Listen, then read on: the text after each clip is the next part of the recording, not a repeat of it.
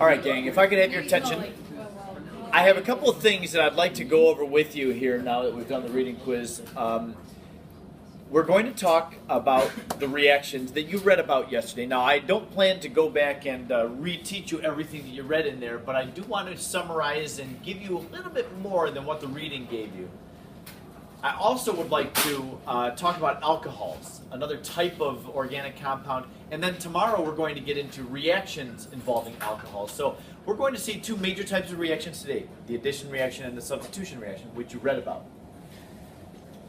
But then tomorrow we're going to get into what alcohols do. When they don't do either one of those, they do a different kind of reaction called an oxidation. So yeah, we'll have several types of reactions. So a part of the test on this chapter is going to be, hey, here's two things that are reacting. What are the products? That's not very easy. You do need to practice that. Yes? There was, in chronological order, in the homework, there was one where it was like about 2 leans or something like that. So I just wrote benzene because it was like, are we supposed to know the 2 leans and stuff? Are we going to learn that? We will, yeah. Yeah, we'll learn about that. All right, here's the first thing that I have for you. We'll start with substitution reaction. If I could summarize the substitution reaction, it would be like this. You have an alkane plus, some halogen molecule, chlorine, bromine, or iodine probably. And what happens is you're going to get an HCl. Now the H comes from one of the H's in the alkane, and the Cl is going to be from one of these two Cl's, so that on the alkane, whatever it was, wherever the hydrogen came from, it's going to be replaced by a chlorine. So if I could note it like that. Generally, that's what happens in a substitution reaction. Yes?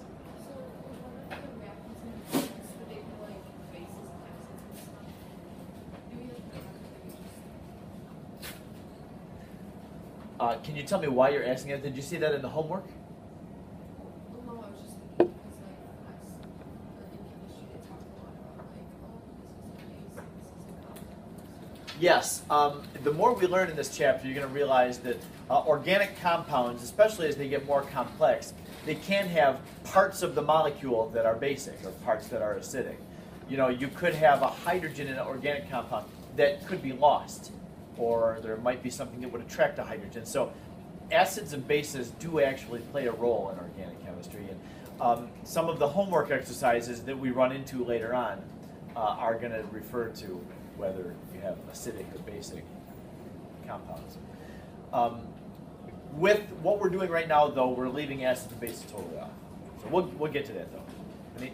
Well, substitution and dehydrogenation just happen, like, would be, spontaneous. Spontaneous?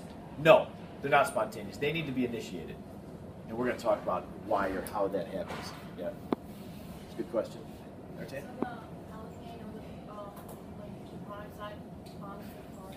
Yes. You got 2 chlorines to start with.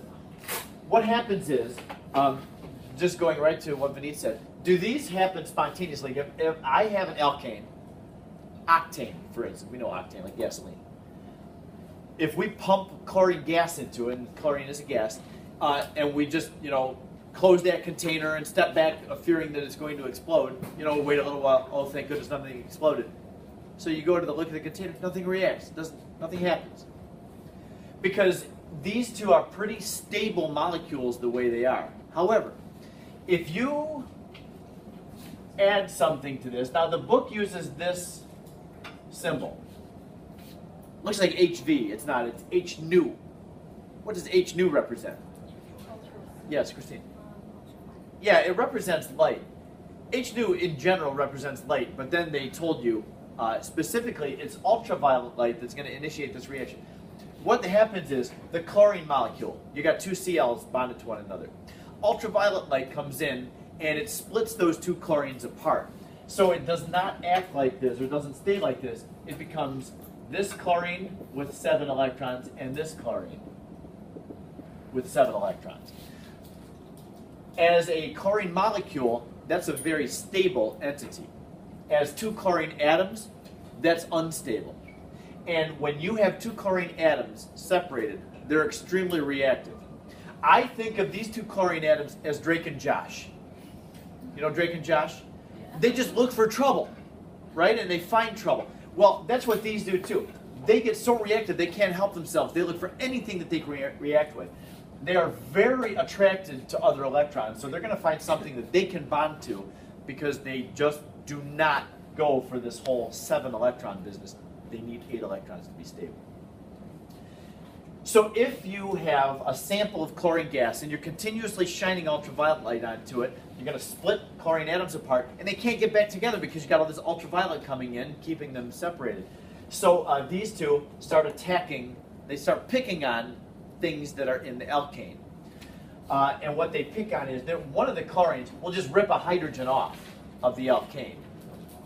And then the other chlorine, now you've got a carbon there in the alkane that is missing its hydrogen. The other chlorine goes in there and replaces it. Okay? So it's like a Drake and Josh kind of thing, where they just look for trouble. Yeah?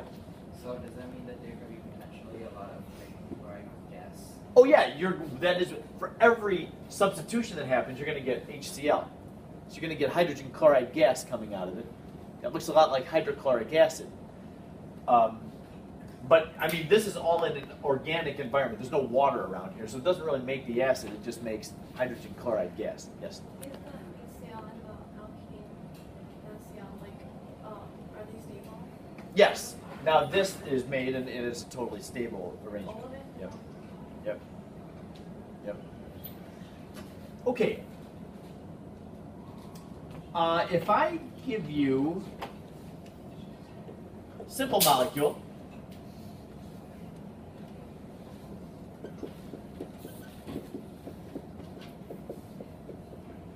this is a pretty simple molecule. And I say, okay, this is going to react with chlorine gas. We'll say that there's light in there so the chlorines can break apart and this can happen. How many possible products are there? Well, okay, so HCl is one of the products. How many possible organic products are there? There's not many. Why are you changing your answers? 2. There's 2. Right, there's 2. Right. So chlorine's going to go on this thing. Where can it go? There's 2 possible places it can go on. It's going to go on carbon number 1 or carbon number 2. And you may be asking, oh, wait a minute. What about carbon number 3? Why not carbon number 3? Yeah, because number 3 is the same thing as number 2, right? If I add the chlorine here, go ahead and turn that molecule around. That would be carbon number 3 then. So 1 is the same thing as 4, and 2 is the same thing as 3. Are you with me? Right? It's that molecule around. Okay. So there are 2 possible products, and I'll put them in red here. One of our products is possible products.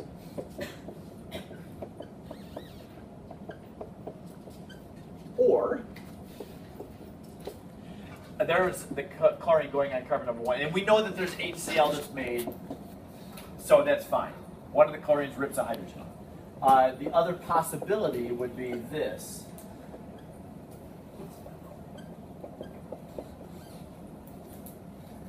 Is one of these products more correct than the other one? No.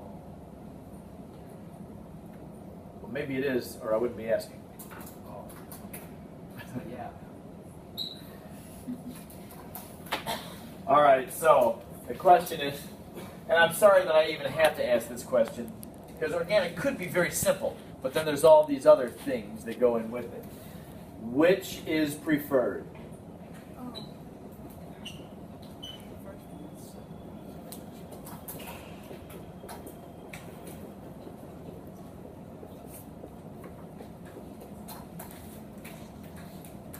See the difference between the 2? All right, here's the answer.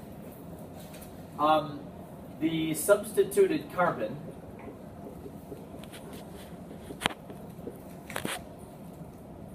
is most likely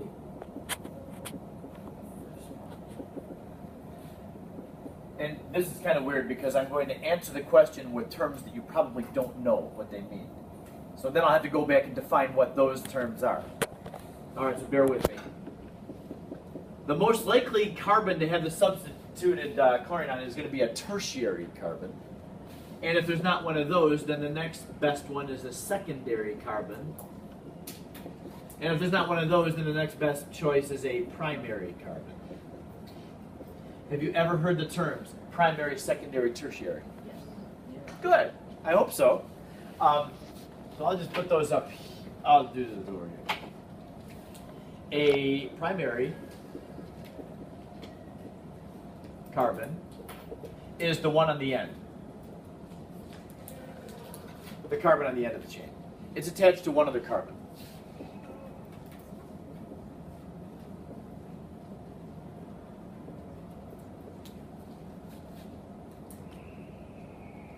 A secondary carbon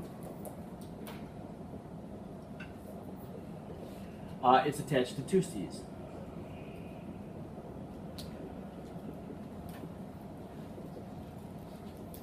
How many secondary carbons are in this molecule?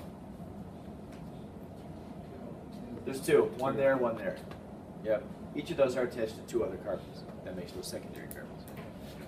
Tertiary carbon would be a carbon that's attached to three other carbons.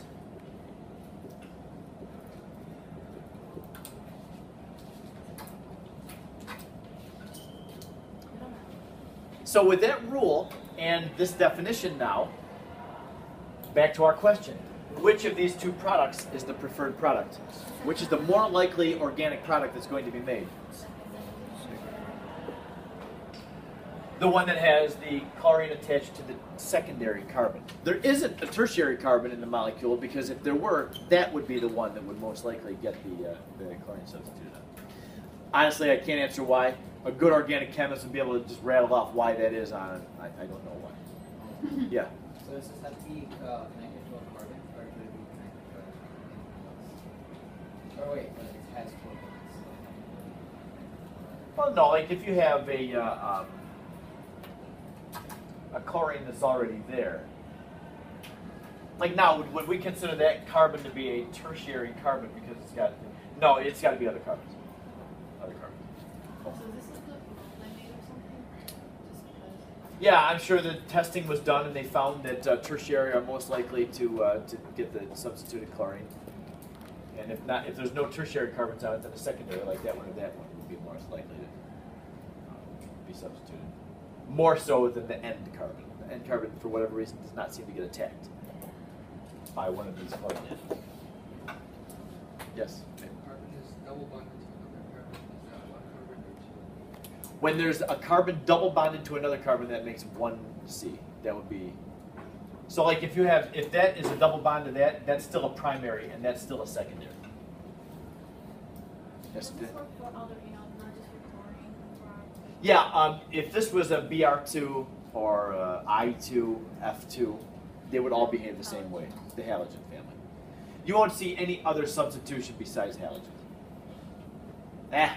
Unless it's hydrogenation, I guess, where you have an H2 and that will. No, I guess you can't add a hydrogen on there because a hydrogen will replace a hydrogen. That substitution is only for halogens. Okay? Now, is that the same thing as a halogenation? Can we call this a halogenation reaction? Yes. No. Never mind. The reason is we would call this a halogen substitution, but it's not a halogenation. Did you notice that the halogenation showed up in the addition reaction section? If you remember reading about that now. Yeah, that's where you have a double bonded carbon, two carbons that have a double bond between them. That pi bond breaks, so the double becomes a single bond, and then both Cl's will add on to the molecule. That's a halogenation. In this case, only one chlorine adds on. So yeah, it's kind of a subtle difference, but there is a difference between a halogen substitution, where we have an alkane, and then a halogenation in an alkene. All right, can I erase all this? Have you written down what you want to write down? And then we'll go on to addition reactions.